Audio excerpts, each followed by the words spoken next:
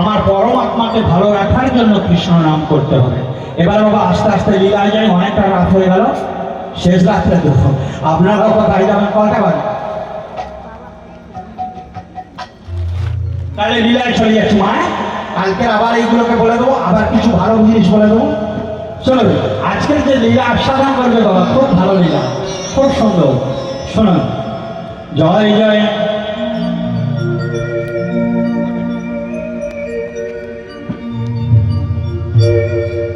জয় রঘু সনাতন ভট্ট রঘুনাথ শ্রীজীব গোপাল ভট্ট দাস রঘুনাথ। এই ছয় গোসাই যবে করলেন বৃন্দাবনে বাস, রাধা কৃষ্ণের নিত্য লীলা করিলে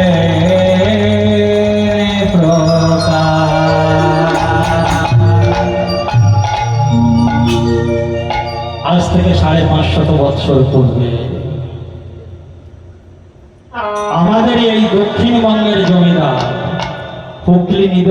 হুগলি নদীর তীরে হুগলি জেলার আদি সপ্তগ্রাম নামক গ্রামে বাস করতেন। তাদের নাম ছিল হিরণ্য দাস আর তার ভাইয়ের নাম ছিল গোবর্ধন দাস।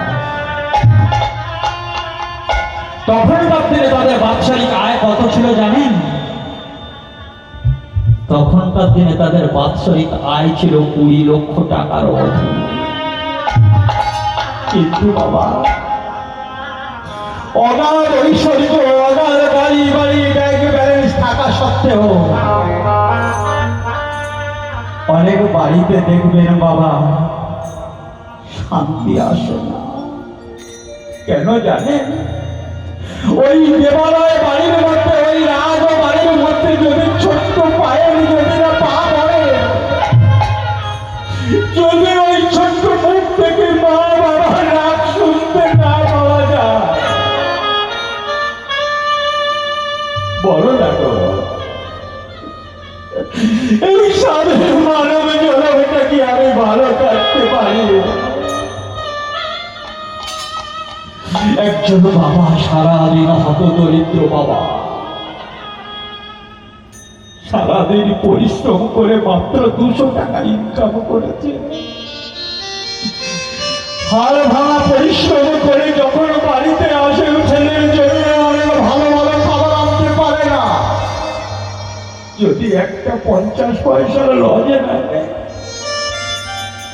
ওই ছোট্ট ছেলেটা যদি বাবা বাবা বলে চিৎকার করতে করতে গলা জড়িয়ে ধরে চুমু খায়, এই কোটি টাকার থেকে এই প্রাপ্তিকে ভরে গেছি। কিন্তু